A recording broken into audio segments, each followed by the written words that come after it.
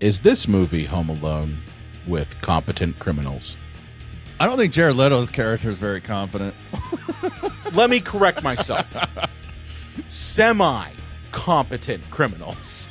Let's replace Marv with, I don't know, Forrest Whitaker. Like, let's just do that.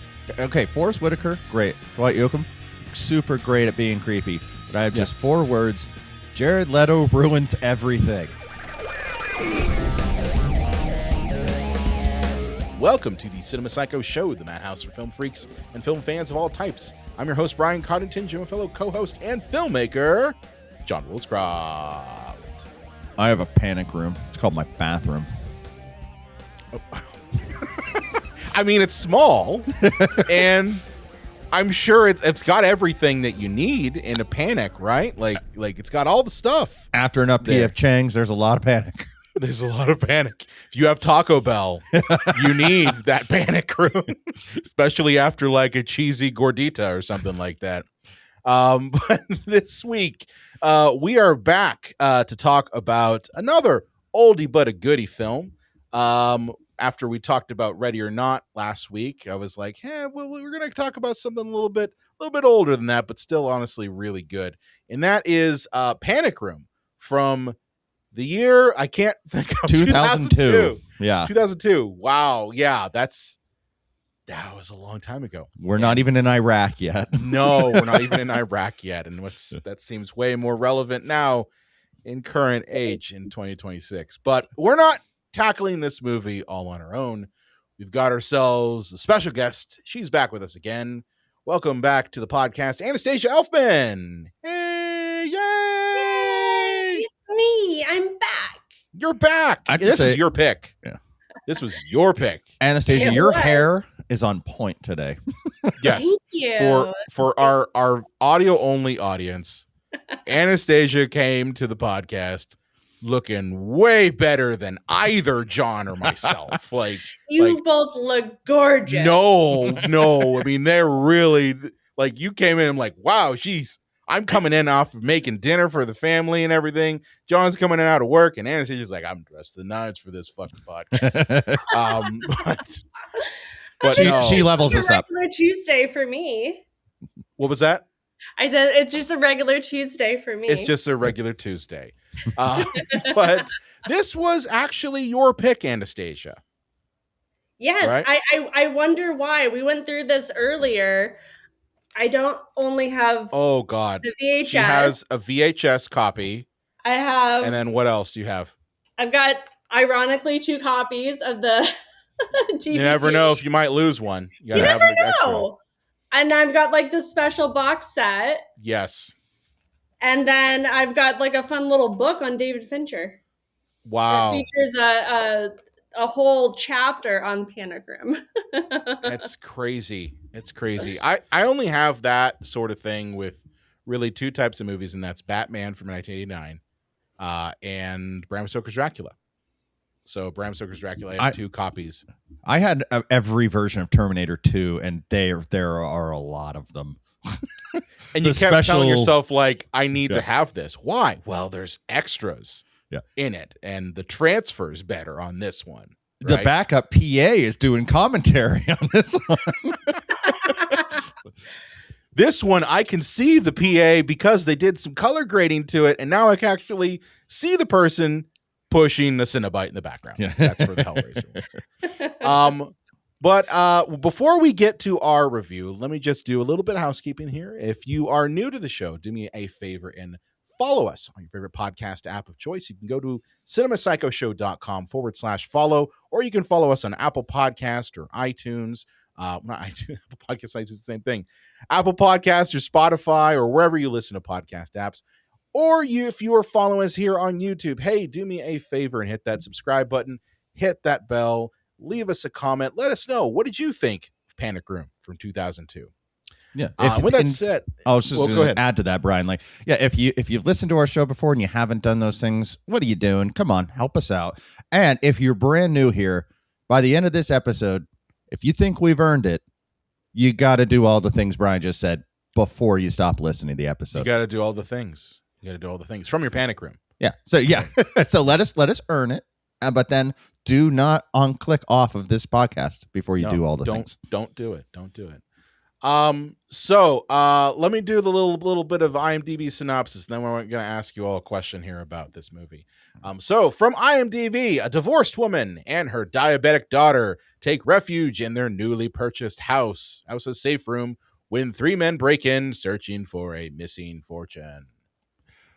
I love that if you haven't seen this movie, you probably wonder, why did they feel the need to point out that she's diabetic? I mean, it ends up being paramount to the plot. To say that. Why? Why is that important to bring that up? Like, by the way, she's got diabetes. Her daughter with split ends moving to a new house. It is a crucial plot point, yes, but we find it later. So yeah, that's kind of like fuck that they mention it. Like, for somebody who hasn't watched it before, it's like one of those like special plot points that, you know, you get little tastes. I mean, if you're looking for it, if you're very tuned in, but otherwise it could just go over your head until like halfway through the movie, which is great. Yeah. I know for me, I was like reading that synopsis, I'm going like, there's a lot of other adjectives they could throw in here and other points. Like they could say like a bespectacled divorced woman who tends to drink wine and sulk in a bathtub and her we don't need to have all that. You could just say a divorced woman and her daughter and we'll figure it out. But whatever. The geniuses at IMDb came up with that one. Who are living in like a 10-bedroom house. You know? Yeah, they forgot to mention that part. They need a lot of space, okay? They do. All right, so just let me throw this out to you. Was this your first time watching this movie? Anastasia, I know this wasn't yours. Yeah, I was going to say, I don't think Anastasia. So when did you first see this movie, Anastasia? When did you first catch the panic room bug? I saw it when it came out. Really? Yeah, in theater, raring to go. Yeah. How about you guys? John, what about you? I saw this, to age myself, I saw it back in 2002 when we rented, as a family, the VHS tape from the video store. Didn't see it in the theaters. And this is my first viewing of this movie, I think, since 2002. Wow. So it's like I remembered most of the movie, but like if you asked me to go plot point by plot point, I wouldn't have been able to do it. Now I can because I rewatched it. But, you know, I just had like these flashes of scenes in my head of I remember somebody getting hit in the face with a sledgehammer and then getting up after that. Yeah. And thinking, no, you're not. You didn't get up. But yeah. This one for me kind of flew under the radar. So I think I watched this. This must have been like one of those watches that it was on like HBO or something like that back in like the mid 2000s. So that's the first time I watched it. But I don't know. It wasn't one that I was like, yes, I'm going to absolutely seek this one out.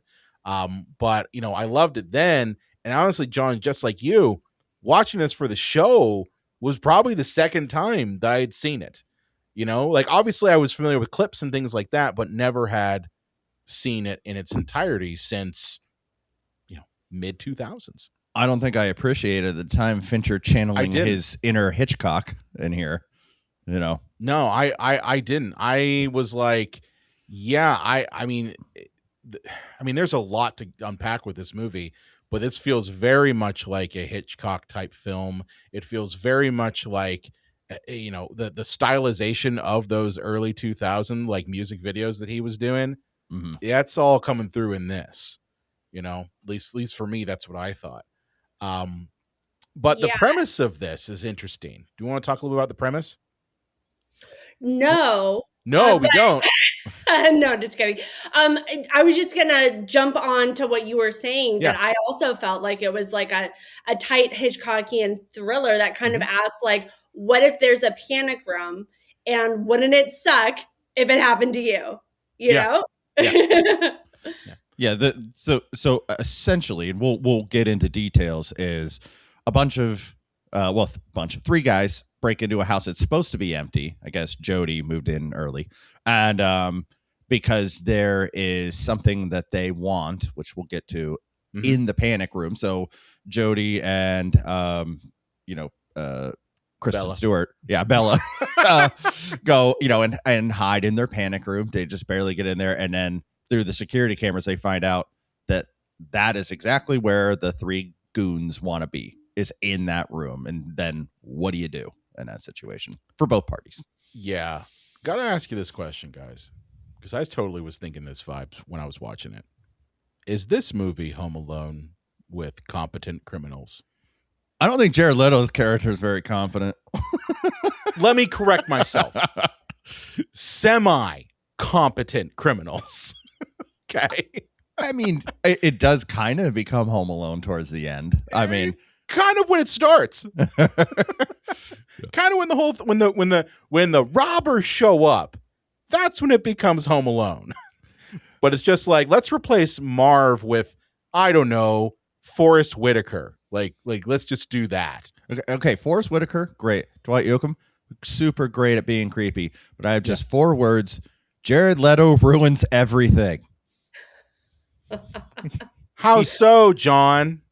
Okay, look, he's not terrible in everything, but when I'm rewatching this, I'm like, I don't believe anything about your performance. You are so painfully over the top, and I can't believe David Fincher is the one directing you, because he knows how to get great performances out of people. But I think Jared Leto sold his soul to the devil to be in movies, because how many awful performances and box office bombs is he going to be in before Hollywood realizes this guy is not bankable? He's not good. He's, I hope I'm not going to be Tarantino with Paul Dano here. Like John Williscraft goes to town on Jared Leto, but I don't know. Anastasia, what about you? What do you think of Jared Leto in this? Okay, I kind of enjoyed him. I thought it was the character. You're supposed to hate him. I hate the character. Mm-hmm. I thought he was so privileged and just like the worst kind of person, And I enjoyed his performance, like when he, because we can get into the effects later on, but he was, they really set him on fire. I thought that he did a really good reaction. And I thought all of that was really good. And I, love what ends up happening to him, not to get too far ahead of us, but I feel like that contrast really elevates the film.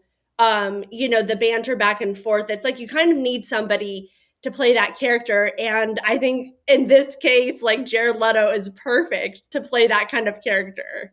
He just exudes that kind of like, icky. Yeah, I mean, he's like that guy who's hitting on you at the bar. Yeah, yeah. I mean, he exactly has what the character is. He has that vibe.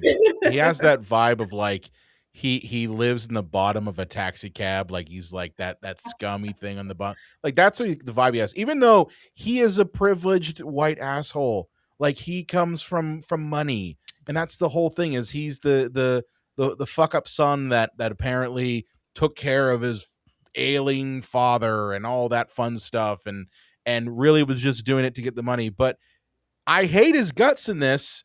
But to your point, Anastasia, you're kind of supposed to hate his guts.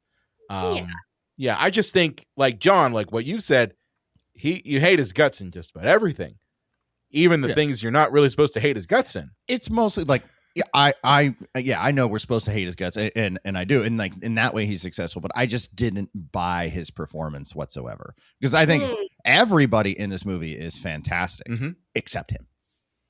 Including, Kristen Stewart. This has got to be one of her first films. I mean, I think this was one of her first ones. Yeah, she was like 11. Yeah, when she was doing this. Yeah, and she's probably great. 11, 12 because it was a long shoot.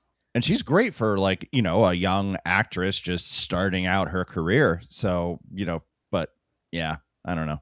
Yeah, could have put anybody in there. We could put Alf in there instead of Jared Leto, and I would have believed it more. Alf with cornrows, Oh God. The cornrows I don't get. I mean, I know it was the 2000s. I think he's that guy. He's like, like he wants to appropriate like other culture because like he doesn't feel cool. He doesn't feel cool. Yeah, no, I buy that one for $1. So let's talk a little bit about just kind of the setup of this one. So it opens with Jodie Foster moving into a very, very, very, very expensive brownstone. I don't even want to fathom. No. Because you see some people that are like, they live in basically a utility closet in New York City. And like, I pay, $4,700 a month, and the toilet's in the living room, and and it's just like, oh my God, like, New York, realtors are just madmen. So for that place has to be what, like $20,000 a month or something? I don't know. I mean, millions. I think like way more. Yeah. I tried to lowball it. I don't know. I mean, granted, John, this is $2,002. So like little bit less than what we would consider, like, where I would look at that and go, yes, that's a $1.2 billion house. Back in 2002, we're looking at maybe only 200 mil. Completely. It's a real steal. It's a real steal, right? Yeah. And I know go ahead. I know it's a movie and you need lots of space to, for performances, set up lights, gear, what have you. But what do these two characters in the movie's universe need all that goddamn space for? It's a good question. Anastasia, you got some thoughts? Well, I mean, that's part of the story, right? Is that, I mean, we're going to get into it, right? That she's recently divorced. The ex-husband is, possibly a billionaire. He's mega rich, and she's pissed. So she's like throwing away his money, basically. Yeah. But plus she does mention that she does have issues with confined spaces. Mm-hmm. Right, like that is a thing that comes up, because when they are actually looking at the house and the realtor goes over the panic room and she starts to have a panic attack because she realizes, oh my God, I'm in a confined space. So maybe that's part of it, John, is that she needs to have a big house because of the panic attacks, and it's got to be a big old brownstone that there's only 2 people in that house. Yeah, me too. I need a big old brownstone. Yeah, me too. Sign me up too. We also need our big old brownstones for our mental health. Maserati would be nice too. Yeah. I really need that. But so her and Kristen Stewart move into the house, and you get the vibe that Kristen Stewart's character in this is just kind of like a typical like preteen that is still kind of straddling that world of being into more or less trying to figure out divorce situation, which is not fun, right? Like it's not fun at all. This first act of this movie does a great job of setting up just atmosphere that like show don't tell, because you get a sense that Jodie Foster is not drinking a glass of wine in the tub to relax. She's doing it because she's stressed and doesn't know what her future holds, and right. And Fincher does a great job of just setting up that these people are these mother and daughter are in a transition, and it's not a comfortable one. No. Yeah. Even though their surroundings are comfortable. And I think that's an interesting thing, that these two are uncomfortable in a very comfortable situation, right? Like their surroundings are very well-to-do, very wealthy. But it's like, the reality of how they got to this point is uncomfortable, right? Yeah. It's very cool. All right. So moving on, the little bit of mystery here is that apparently there is money buried in the house, and these burglars kind of come looking for it, right? Well, not money, but actually we find out later that it is bearer bonds. And here's the fun thing that people might not know about bearer bonds. And this makes no sense to me whatsoever. Whoever is in possession of the bearer bonds owns them. Even if you steal them, you own them. That's so fucking weird. That's why. That's like in Die Hard. It's they have to appear dead because they've killed people and held a whole office building hostage, but they don't have to appear dead to cash those bearer bonds. Wow, they're theirs now. Assuming that pesky John McClane knows his place. So what you're saying is technically when Burnham has the Barabons that he's stolen, Forrest Whitaker's character, he could have just said like, well, these are mine. I've had them the whole time. If he didn't go back, he could have gotten out of there. And I don't know how you transfer Barabons to tangible money, but he could have done it. Interesting. Well, yes, the Barabons, or at the time this part happens, we don't know that they're Barabons. We just know that there's shit tons of cash. That the house is broken into by a gaggle of robbers that I've said they're slightly more competent than the ones from Home Alone. Larry, Moe, and Curly. Well, let's just run through kind of the scene itself. We're introduced first to this very awesome camera movement that Fincher does that happens throughout the movie. But like this scene of them breaking into the house is really interesting. And that's that Fincher does this thing where he moves the camera throughout the house in a very organic way. That is completely like CGI to a degree, but it's done really, really well. And it just lets us, as the audience, kind of track where these criminals are coming in from, right? Like it starts off first in the front of the house, and then it moves up as they're traversing the whole house. It's really cool camera movement. Well, I don't mean to pick on a movie that's 24 years old in terms of special effects. We can pick on a movie that's 24 years old. In terms of special effects, but there were times where I'm like, I bet this looked really good in 2002. But this doesn't I didn't see that. Well, there were times where, what about you? Where it's like going through like a chair rail and over the kitchen counter and stuff, and I'm like, those are not real. You can tell. That's one on you. I get that, but at the same token, like I've seen worse effects from this time period. Like, okay, John, this was 2002. What other movies came out in 2002 that were god awful? What was there? Wait, like The Mummy, with the Rock as a scorpion? Yeah. Okay, like The Rock is a fucking scorpion. Okay, this is right around the time when you've also got like Matrix Reloaded, and you've got the plastic Agent PlayStation cutscene. Yeah. So okay. Yeah. So I will forgive David Fincher and his 2002 camera moves that, honestly, to me and how I was watching it, seemed viable and realistic. I also was like, this is also Fincher being Fincher with his camera moves. I'm fine with it. I just like the fact that we're following these criminals on the outside as they're getting in, because it kind of gives us, the audience, like an idea of the location throughout the house. But with these three guys, I don't get. So we got like obviously the guy who set this up, Junior, and then you got Forrest Whitaker, who plays Burnham. He is the guy who designs these panic rooms. So you kind of need him. But why in these movies do they always bring in the guy like Raul, who's like clearly got a screw or six loose? I know you probably need some, because you don't need muscle, right? Because nobody's supposed to be in the house. So Raul is just there with a gun and a short fuse and his psychopathic tendencies. It's like, and a ski mask. This seems like a guy I can trust. Let's bring him on. I don't know. Anastasia, why do you think that Raul's there?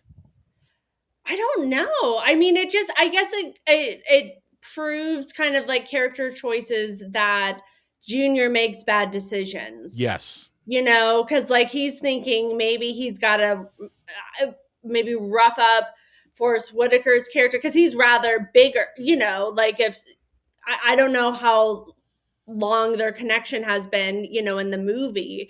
So maybe he feels like he can't trust him. I don't really know.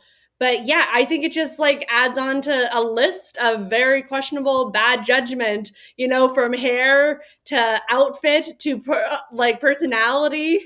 And now the friends he chooses to hang out with. Oh, maybe he like deals drugs to him. I don't know. We don't know. There's like, it could go any way, really. Yeah. But I'm glad that they chose Dwight Yoakam because he he nailed it. Fucking terrifying. Yeah. So terrifying.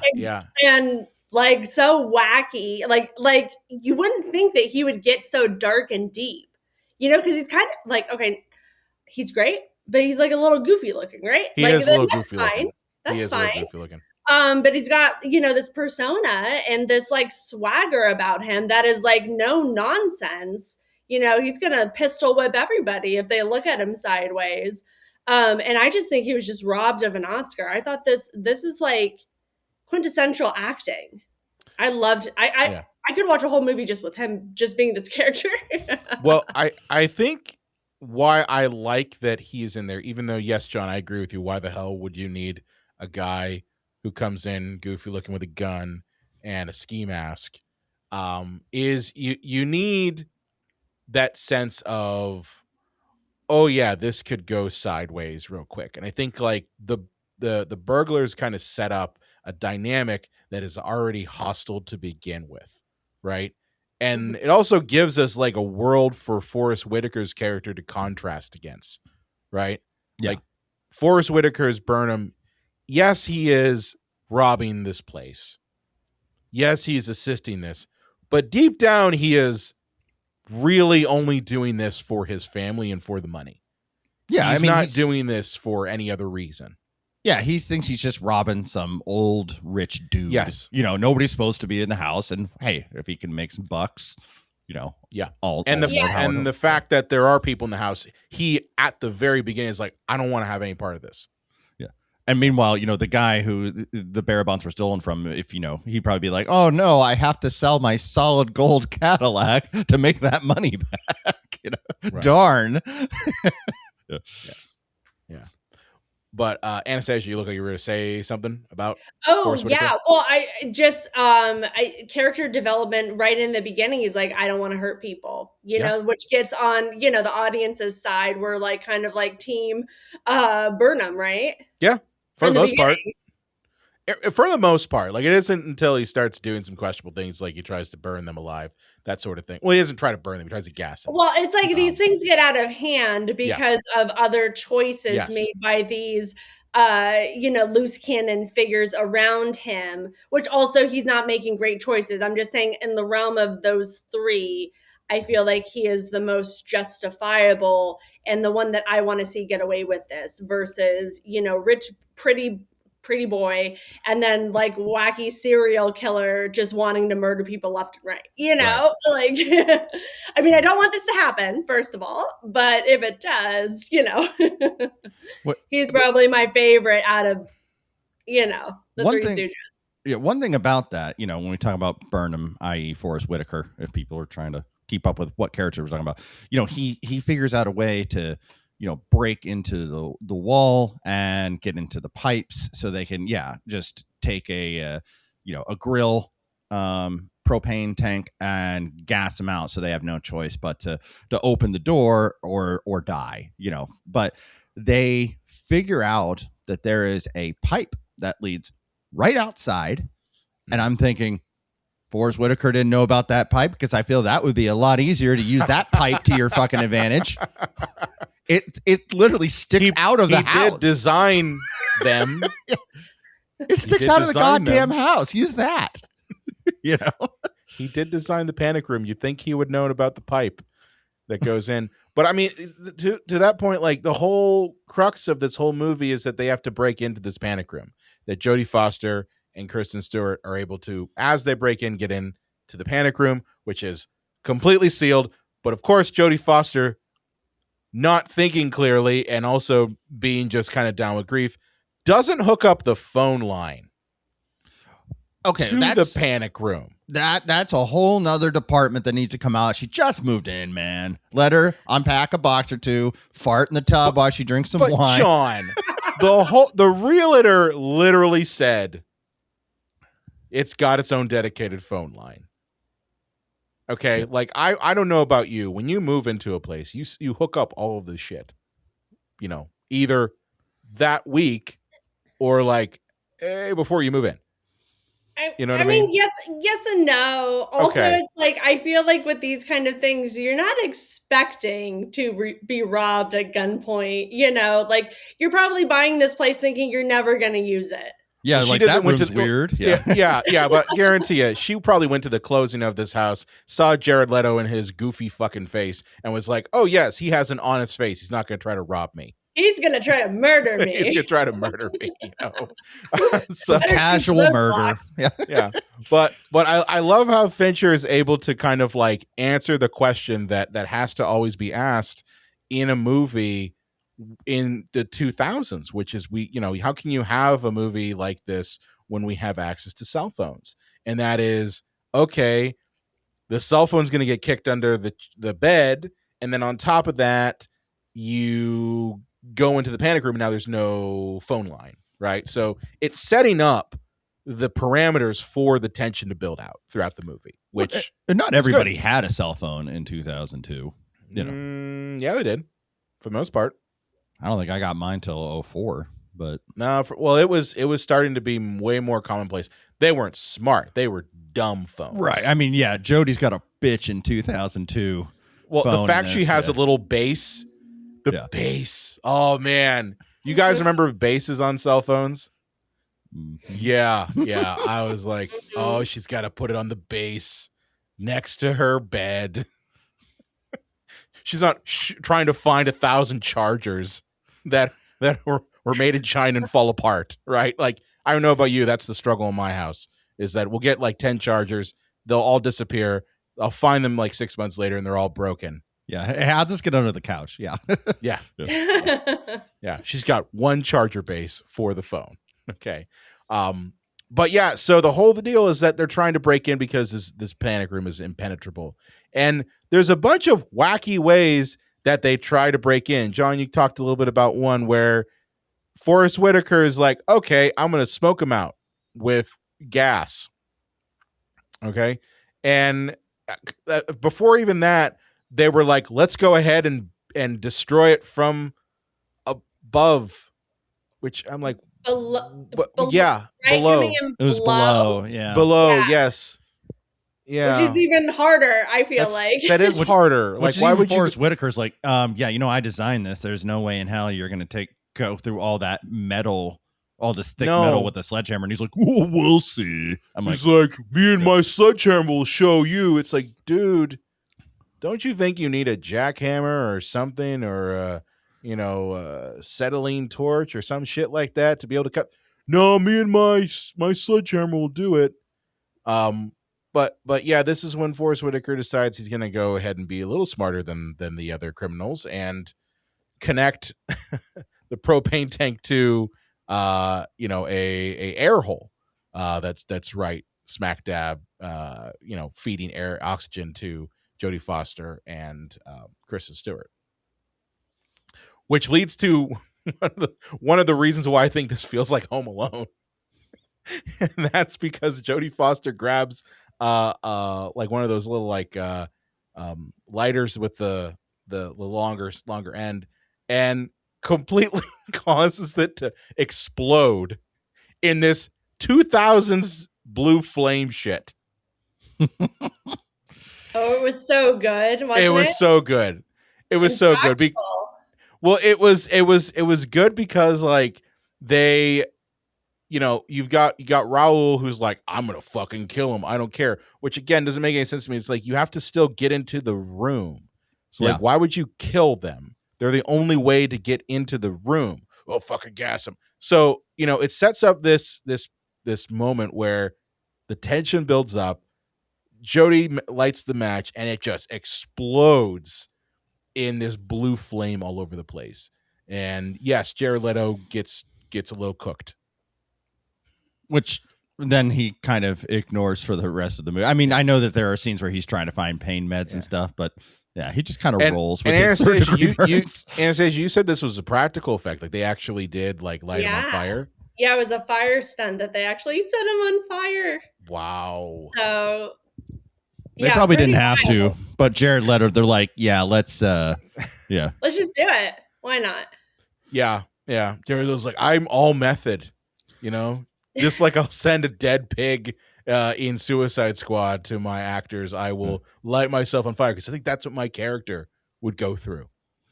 Gee, they maybe could have saved, getting caught on fire if they just maybe used some frozen gas in the pipe outside. We always remember to winterize your pipes. Oh, shit. Well, after the explosion that occurs, Jodie Foster is able to sneak out and grab her cell phone. And she does try to call the police. And instead of calling the police, she calls the police first. And then she tries to call her husband, her ex-husband, more or less. And it leads to, of course, the very awkward, like, hey, middle of the night, you're calling the woman who stole your husband from you type call, which is always of course, fun. That woman, too, is also like, what the hell are you calling, my man at 3 a.m, you drunk, or like the you up call, Yeah, the you up call.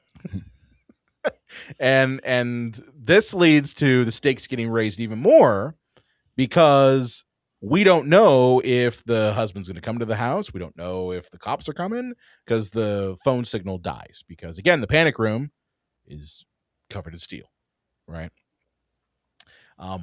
But there's another problem going on in the panic room, right? And that is Kristen Stewart's diabetes is acting up.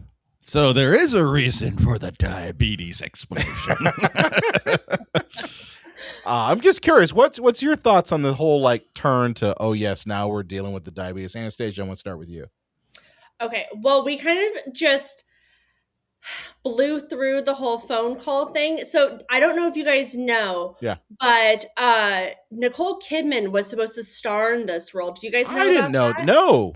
Yes, and so she got hurt. So she got hurt on her previous film, Moulin Rouge, and she hurt her knee. And then so they were shooting, which she just kind of just powered through, whatever. They started shooting Panic Room, and then 18 days into shooting, she breaks her knee or something and needs surgery. And so she's trying to make it work. We can shoot this in a way that you don't see my problems or whatever, but it's a very physical role. Yeah. And so the studio said no, you have to recast. And so, I mean, it's a bigger story. So, but the cliff notes are basically, they get Jodie Foster to take over, and then she ends up when they're shooting, she ends up becoming pregnant. And so then they run into other issues where they have to use a stunt performer and then hide her little baby bump that's growing and use boxes and have her holding stuff and then get her into a sweater eventually, to hide this stuff. But anyways, on the phone call, that's Nicole Kidman answering the phone. So isn't that really? kind of fun? That's pretty neat. That's a nice way. That is neat. Still, and then they also had to recast the daughter because at first, so I was listening to the commentary earlier today with Fincher, and so he was talking about how the first daughter, he didn't say who it was, but how she was very prissy and very annoying to him. And I was like, oh my God, I feel so bad for this little actress. So they recasted her. And I guess I was listening to something else and doing some research. And I guess that actress was Hayden, what's her name? Panettiere? Oh, Panettiere? Yeah, something like that. I can't say it. She was in Heroes. Yeah. Yes. So it was her as a daughter. And so they ended up recasting her either way because the girly girl persona that she had as the daughter didn't match Jodie Foster's kind of more masculine tomboy persona that she was having, with how she was doing the character. So then they brought in Kristen Stewart, and I just thought that they worked out well anyways. They did. I thought they had really good chemistry and really, and I thought it was great too because Jodie was a child actor, and so just dealing with this, I thought they both held their own. Yeah, and I mean it's the sequence with the diabetes. I'm not going to say diabetes, even though I think it's funny. Really kind of illustrates that fear and terror that, you know, a mother is dealing with an impossible situation. Like on one end of the spectrum, it's like, okay, well, I could open the door, try to run down and try to grab the insulin that my daughter needs, or not, and take my chances because I know we'll be safe. So, you know, just kind of what Fincher does with this movie is really raise the stakes at every scene. And, you know, this sequence where it ratchets up from her saying, "Hey, I'm hungry and I'm starting to feel a little weak," to now she's got, you know, she's seeing things and it's getting a little bit dizzy and that sort of thing. And then to the point of where she's just kind of shaking and covered in sweat. And it's like, okay, well, now we know something's got to happen here. And it kind of culminates in this really awesome scene where it's almost like Jodie Foster knows that the you know, burglars are talking to each other. I'm curious if you noticed this one.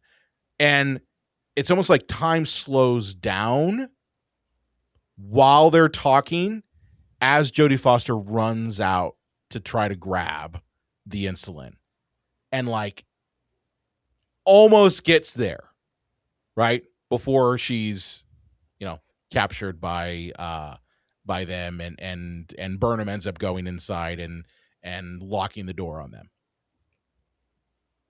Yeah. Was that the part where like Dwight Yoakam gets hurt, or was that beforehand? Because I know that there was a moment like where she slams the door in his fingers. Yes.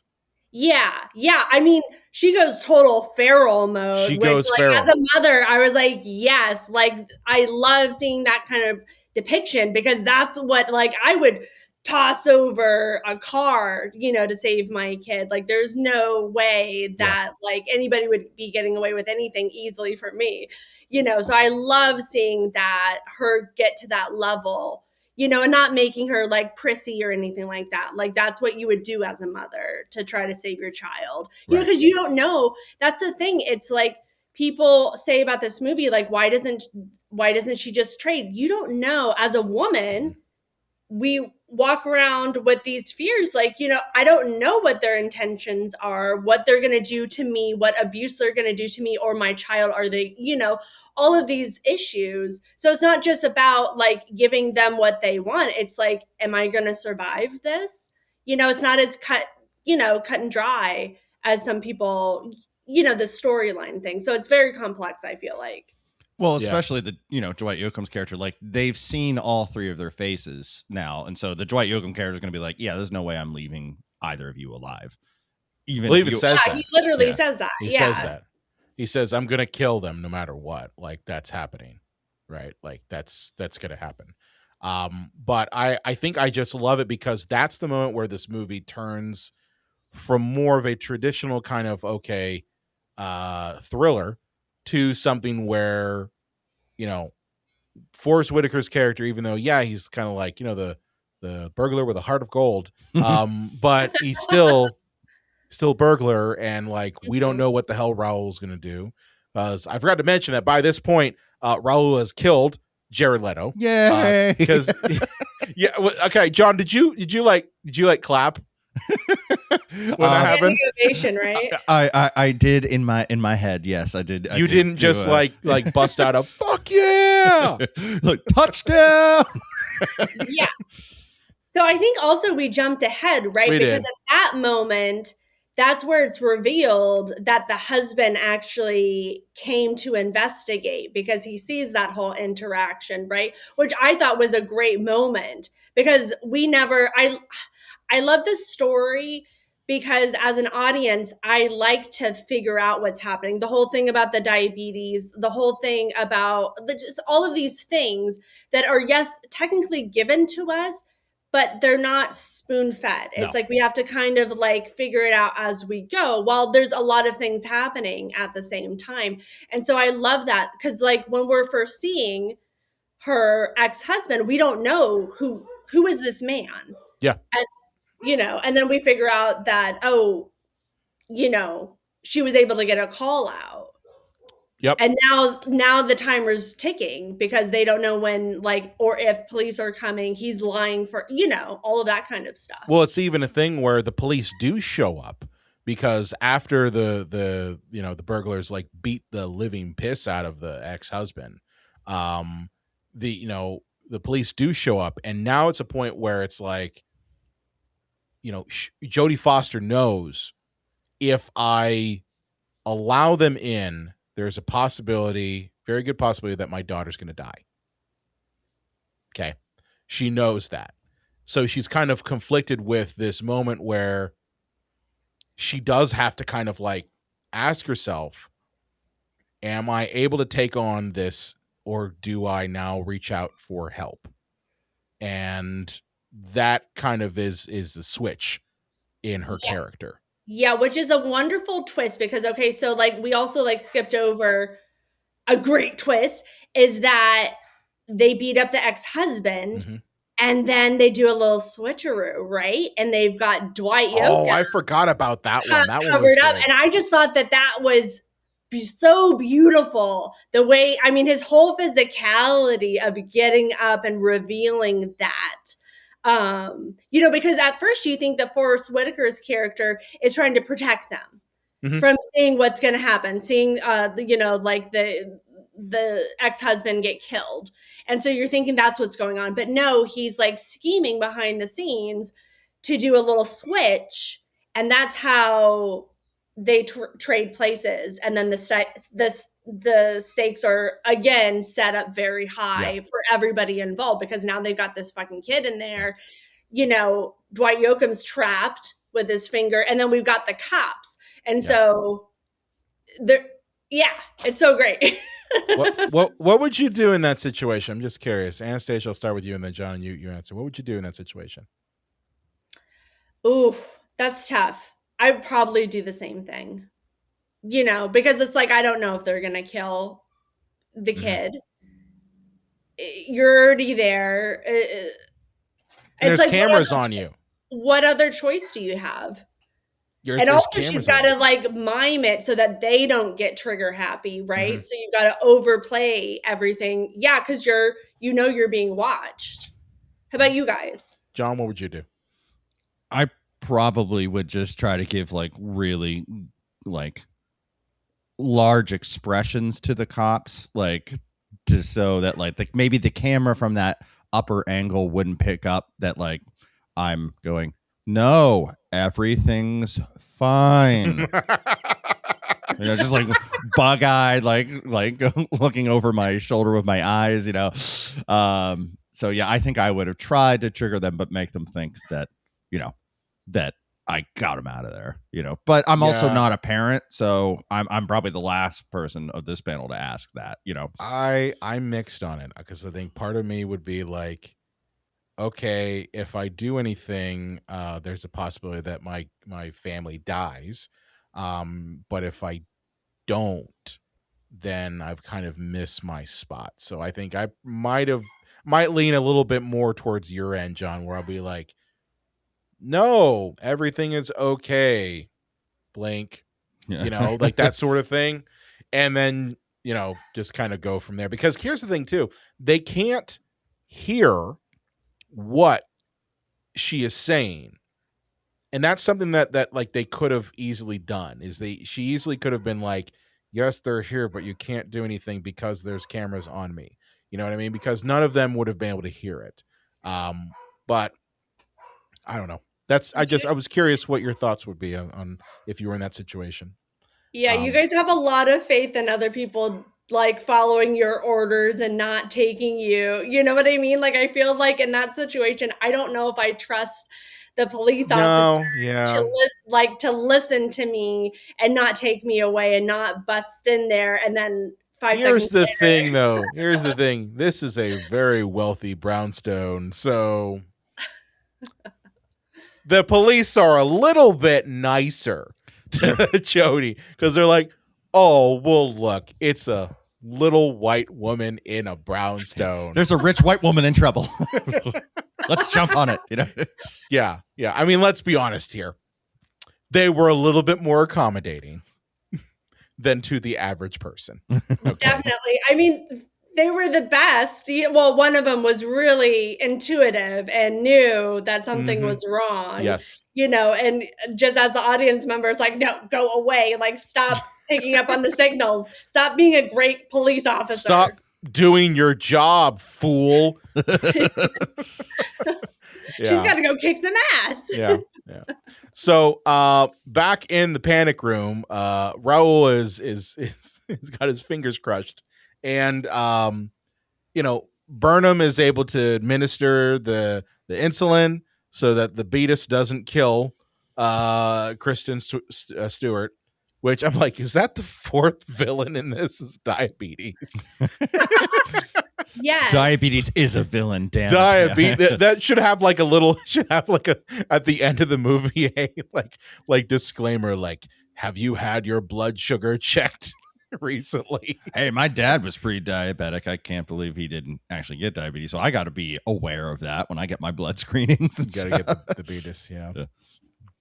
What's interesting is that, so for the little watch that she wears, to check that, it was ahead of its time because there was nothing like that. And so the team who did that prop, they had to think ahead. They were saying on the commentary and everything that they had to think ahead of where the technology would go because there's nothing like that on the market at that time. So I think that's wild because it also kind of like almost reminds me of like an Apple Watch or whatever. And it does. It's like, it's really interesting to think of like how technology is influenced, or could be influenced by the art that, these people are seeing and vice versa, obviously. Yeah. That'd be so fun to tell somebody who saw this movie in 2002 and slipped into a coma and just woke up today. It's like, wait, Apple Watch, are you telling me you have a computer on your wrist? Yes, we do. Yeah. And we have one in our pockets too. Yeah. Can pick your poison. Yeah. So as Burnham and Raul are in the panic room, and as Kristen Stewart is recovering from the beatus, they do figure out that there's actually $2 million in bearer bonds, and that really is like a stick to both of them because Junior had told them there was only $2 million. So wait, there's 12 million. Is what? No, it's $22 million or 22. Oh, okay. Excuse me. Yeah. 22 million. Yeah, you initially said 2 and then 2. Yeah. So, but yeah, you meant 22. Okay. Yeah. But like Junior told them initially there's only 2 mil. Right. That was it. I thought it was 3 because that way he could be like, we can split it, $1 million a piece. Or no, they're only getting like $100,000 or something. Yeah, like that that's what initially. I'm saying. Like he was totally gonna fuck them over. Yeah. But then you go like, I'm glad he's dead. Yeah, which is a fun scene when they start running the math, because then that's when it gets like really awkward for him. He's like, deuce, like, peace, I gotta go. Yep. What is it with us, the three of us doing reviews of guys who are the prick sons of rich old men who are dying or dead? Seems to be a theme. Oh man, sorry guys. Because of Ready or Not? Is that one? I mean, that one was fun. And Send Help, right? Send Help, yeah. Oh man, yeah, Send Help too. Yeah. We have been covering rich pricks recently. Is this Rich Prick Month, John? Is that what it is? Welcome to Rich Prick Month. Oh, that's a good one. Yeah. So as they leave, Jodie Foster kind of comes up with her own little like, I'm gonna ambush them. So she puts the gun, because she stole Raul's gun, and like tapes it to like, I'm gonna call it what it is, the barely corpse of her ex-husband, because he looks like he wants to die. Which I just want to go back to the ex-husband, because I think that was kind of a nice subversion of expectation, because you think, oh well, they broke up and she's our protagonist, so he has to be this kind of probably unrelenting monster, just a complete and total prick, left her. And when he gets there, he's there because he's concerned. He's not an asshole to her, and he's trying to do everything to help. So I'm glad that he wasn't one-dimensional. But Yeah, but as you mentioned, I'm going to duct tape a gun and a lamp to you and in this chair. Try not to die. It's like, I know you're bleeding from the head and every orifice in your body, but here is a gun. Try to kill them. And he's probably like, hey, where are those police officers that were at the door? I made them go away. I made them go away. But he tries to get a couple of shots off on Burnham and Raul, and it's really all diversion because Jodie Foster's behind them with a fucking sledgehammer. Yeah, Raul's dead. Raul's dead. Yes. Definitely dead. She swings that with a ferocity straight to his temple, and then he falls a good, 8 to 10 feet onto the stairs? At least. Yeah, that's called being dead. Cerebral hematoma. He is no longer with us. Yeah, when I saw him get up after that, I'm like, no, you're not. No, you're not. He just got a wee headache. He just got domed in the head by a sledgehammer and falls, and he's fine. Like that kind of reminded me, John, of you remember Hunt to Kill with Stone Cold? Oh yes. And we had that villain in it who has 3 death scenes, but he keeps coming back. I'm like, this is the same fucking thing. But yes, Raul gets it in the end when he's able to somehow magically get back, and he struggles with Jodie Foster, and it's Forrest Whitaker who ends up shooting him and kind of being the hero because he's just a criminal with a heart of gold. He just wants to bear fucking bonds. That's it. And yeah, and that's so it's weirdly depressing because again, he's doing horrible things, and gassing a mother and her daughter and things like that. But you almost want him to get away with it. But it's so poetic that because he goes back and does the right thing, he doesn't have enough time to get away. And don't the Barabons just fly away? Yeah. So nobody gets them. Well, I mean, maybe somebody walking their dog goes, hey, look, I'm rich. This Barabon hit me in the face. Yeah. When you see all of the Barabons flying around in the backyard as the cops are swarming the place, you're just going, but the millions, why?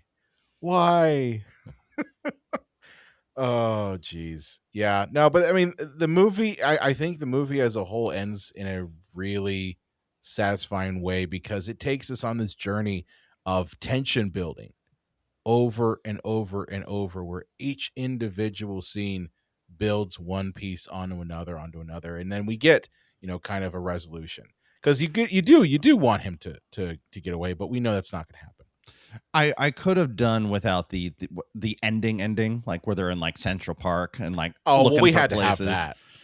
Did we? I wouldn't have given up that house. Couldn't we have had the Sarah Connor where Jodie Foster just narrates over a road? We were never the same. Instead, it's like a moving truck. Yeah. As people are packing up her stuff. Yeah, no, I agree. I didn't like the very end. I kind of would have liked it with just her in shock. Would have been a nice ending. We suffered unspeakable trauma. Your father's dead. Yeah, your father's dead. He might have brain damage because he got the shit kicked out of him. But hey, everything's cool. I just would have been like, why would you have given up that house? Clearly, it did the job. I mean, there is some level of, even if you know that these 3 were working, just the 3 of them for a specific reason, and they're all 2 of them are dead and the other's in jail, is that you can still have post-traumatic stress disorder of, what was that noise? What was that? Even if you know that nobody's coming back, it's not like it's not like there were 3 guys in the mob of 150 guys in a mob and that any other mob guy could come back anytime. But there's still that trauma that comes with that, and they probably had to get out of there. Plus, they're rich. What do they care? They'll find another giant house and a moving company will do all the work. True. That is true. Yeah. That is true. So, do we want to get to some reviews? Ooh, intriguing. Let's do it. All right, let me pull up here. I have not vetted these. Truth be told, I don't know what we're going to get. Well, we're going to go through a couple of them from the top of Letterboxd here. So let me share my screen here. Again, for those of you who are uninitiated, the review section of our podcast is where I go ahead and I pull some reviews straight from Letterboxd. Or in this, or in a perfect world, these would be reviews from our Discord channel. Because yes, we have a Discord channel. You should go and hang out with us on the Discord channel. I'm trying to get that thing going. So if you want to contribute your own reviews to Review Time here on podcast, go to our Discord channel, join it, and keep an eye out for the reviews of, the call for reviews for our next episodes. Yeah. So do all that liking and subscribing, and then go to our Discord channel. Come on. Yeah. Get involved with us. Go hang out with us. All right. So let me go ahead and pull up the reviews for Panic Room here, straight from Letterboxd. So all right, let's start with the first one at the top here. Casting Jodie Foster and Kristen Stewart, two modern sapphic icons as mother and daughter, is just one of the many reasons why David Fincher is considered a visionary. Okay, I'm dumb. What's sapphic? I don't know. All right, you guys talk amongst yourself. I'm gonna what do you Google it? Anastasia, what do you think sapphic means? Yeah, do you know? Oh boy. Let's let Google chime in. Google, what does sapphic mean? John, you got a result? Sapphic is an umbrella term for women, including trans, femmes, and some non-binary people who are emotionally, romantically, or sexually attracted to other women. Okay.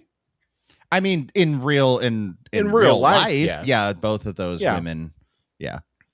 At the time this movie was made, that was not. At least I don't think. Well, Kristen was a little kid. Yeah, and Jodie. But I don't even think out. Jodie. I don't think Jodie Foster was out yet. But I don't think she's ever actually come out, which she doesn't need to. It's none of her fucking business. No, but it isn't anyone's fucking business. But I mean, I kind of going back, Anastasia, to what you brought up about why they recasted the roles. I do think that Kristen Stewart and Jodie Foster have great chemistry.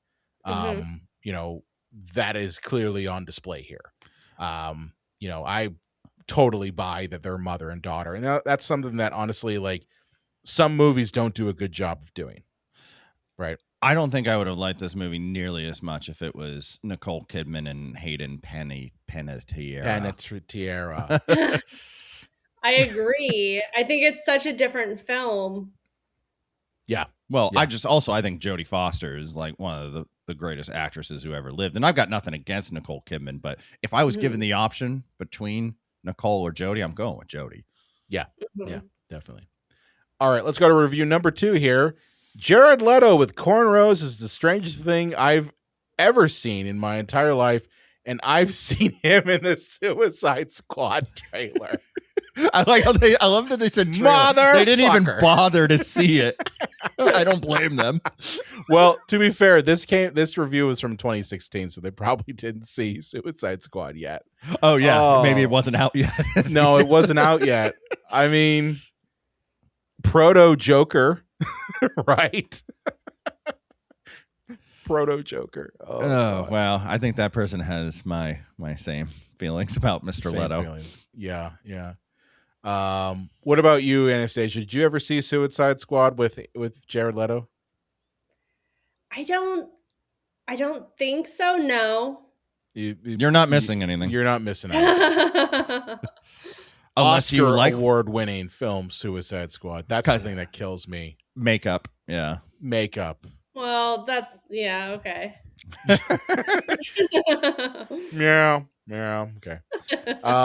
And best screenplay. Yeah. Shit. Yeah. This one's a mean one. I don't like this one, but I'm going to read it anyway because this is a mean one. My grandmother, that poor little boy, me, that's Kristen Stewart, my grandmother. Who the hell names their son Kristen Stewart? Jesus Christ. Well, joke's on that grandma. She blossomed. Yeah, but even though like she's a tomboy at this age. She's clearly,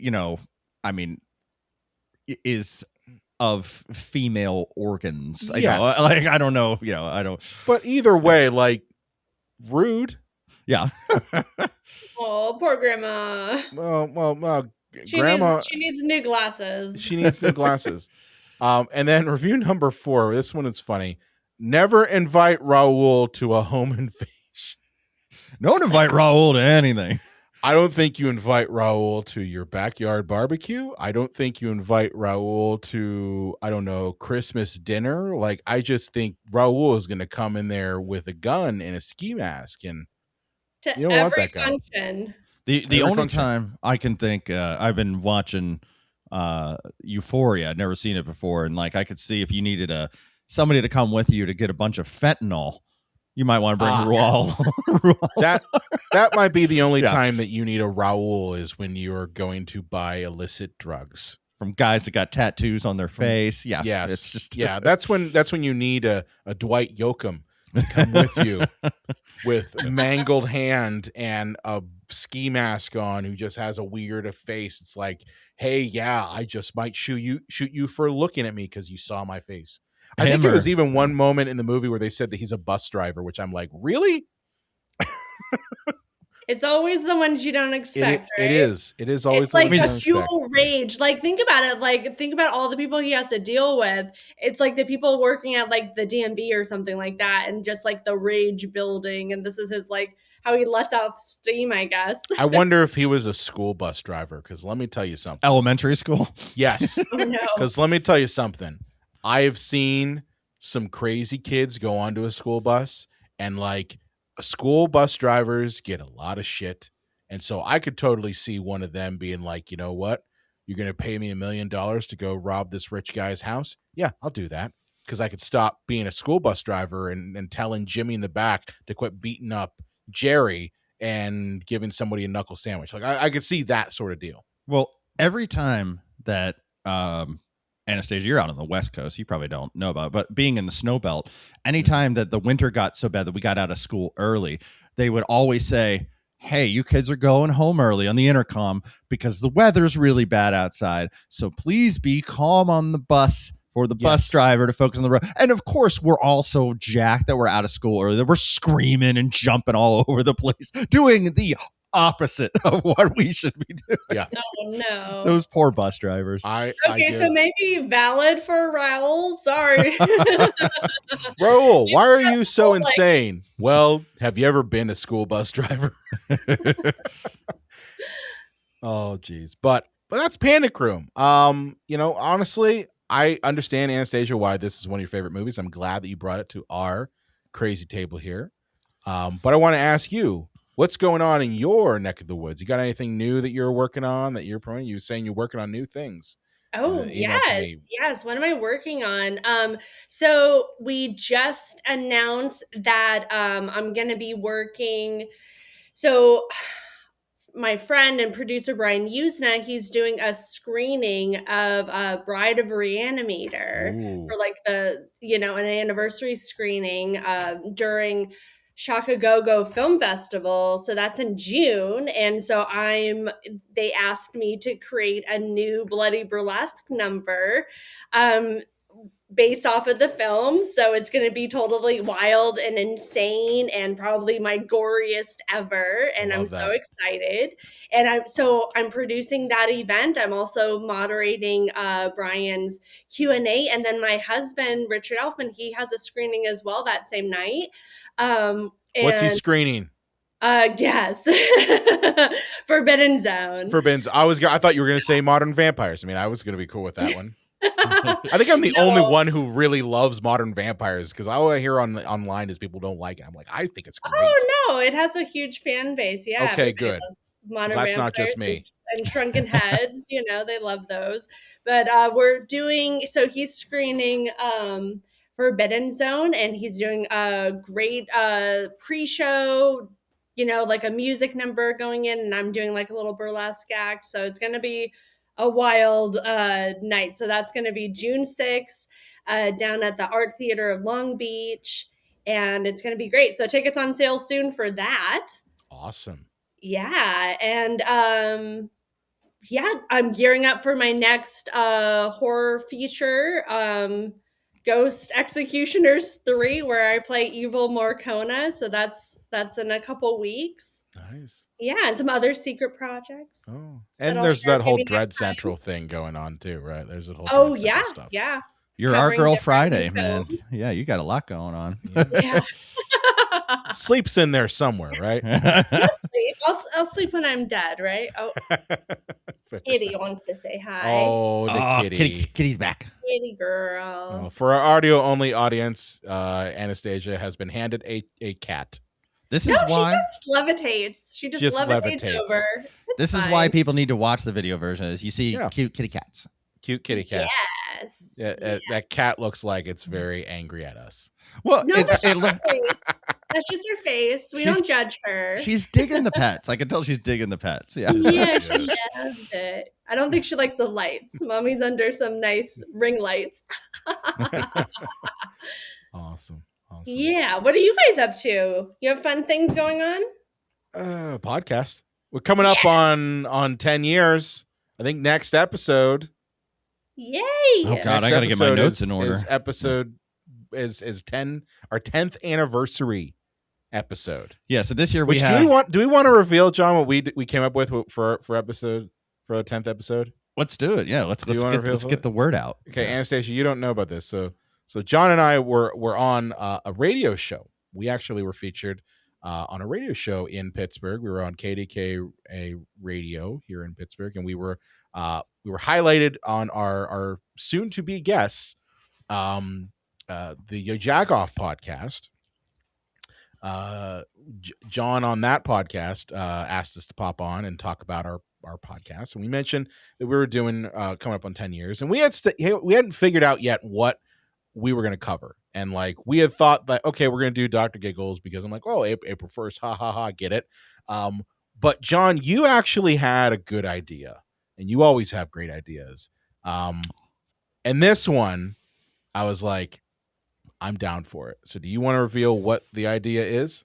Yeah, so I've had this one cooking for a while, and we're gonna go real into depth of like a production like of making movies and the history of the first two, and then what we're gonna do with this one. So long story long, Brian and John fix Batman Forever. Yeah, we're given everything that we would have done first in pre-production, in production, all that stuff to make that one as memorable as the Burton ones. And Anastasia, I'm just gonna prop up your family here. One thing I'm gonna say is you don't lose Danny Elfman. No, that's the first thing that goes into the Batman number 3. I know Schumacher's going to want his own. I don't care, but yeah, it needs to sound like Batman. It needs to sound like Batman. And I might also say, hey, maybe we have not Tommy Lee Jones, but maybe we get Harvey Dent from the original. I don't know. Maybe he shows up because you promised him that he would play Two-Face. You promised him that he would play Two-Face. But yeah, we're gonna fix it. We're gonna fix Batman Forever, and it probably won't be called Batman Forever by the time we're done. I don't know how the hell that episode's gonna go, but I'm excited because we've covered that film before. We reviewed it, years ago, pre-video. But it's one that as Batman fans, that kind of people either love it or hate it. And I don't know about you, Anastasia, but I am not a fan of it. I have problems with Batman Returns. Listen to episode 1 if you want to hear them. But we did that one on we did that one on like an Edison microphone. Why does Batman sit on in what happens if he's in the shitter? Then he needs to see the bicycle. We had that horrible hiss. We had to crank the audio. That's how long ago we were doing this. Yeah, we both had transcontinental accents back then. Batman. Deadline 1992. Batman returns. Does he? That sort of deal. But yeah. So our 10th anniversary episode, which is going to be coming right after this one, is all going to be on fixing Batman Forever. So looking forward to that one. It's going to be fun. Killer. And I never thought we would get to 10 years. Never did at all. But yeah, that's kind of what's going on in our neck of the woods. And I mean, also on top of 10 years, we have episode 400 this year as well. Yes. So how could I forget episode 400? Okay. Yeah. But with that said, Anastasia, where can they find you at on the internet? Where can I be found? Anastasia Elfman on Facebook, Instagram, anastasia.com, YouTube, Twitter. No, not Twitter. Not the Twitter. TikTok. I don't like TikTok that much, and I don't understand it, but I'm technically there. you can also just Google you, right? You can also just Google you. Yeah, you could. Well, I mean, it depends, but yeah, I guess you could try. Hey, only Richard gets to Google her, okay? I was trying to get it into a joke. That's a good one. Only Richard gets to Google me. That one's later. Awesome. John, where can they find you at on the internet? Find me over at Facebook and Instagram and over at YouTube at JDubs Video Nasties. Working on some things right now, but I don't even know if this one's going to pan out because I do need to give it a rewatch because it's been years. But I may be doing a check-in if it's needed on Ladybugs with Rodney Dangerfield. Oh, that's a problematic film. And I found out that Rodney was at table reads with kids with his balls out because he was in a robe with nothing underneath it. And it's just like, Rodney, there are 15-year-olds at the table. I think he could close that robe up. Oh, gross. Where are my balls? Whose leg do you have to jump to get balls covered here? I can't do a Rodney Dangerfield. But yeah, that's a problematic film. Like, I never thought it was problematic until, like, seeing it through modern eyes, and I'm like, yeah, this is a problem. But outside of that, if you have loved this episode, please do me a favor and share it. Share it with your friends. Share it with your family. Share it with your favorite divorcee who's living in a brownstone and getting over, the divorce. I get it. It's tough. Outside of that, if you want to, you can follow us on your favorite podcast platform of choice by going to cinemapsychoshow.com/follow. If you click on that, you can go and you'll see all of our buttons right there to follow us on every single platform, be it Apple Podcasts, Spotify, iHeart, they're all there. Just click one and boom, you're there. And of course, if you're watching us here on YouTube, hey, thank you so much for doing that. Do me a favor, hit the subscribe button. That really helps us out. Hit the like button and leave us a comment. Let us know, what did you think of Panic Room from 2002? And with that said, we will see you next time. Did you do all the things Brian asked? Did you? Hey, look, we have time. We'll hold on. We'll wait. Naturally, we won't. But please do hit all those things that Brian said.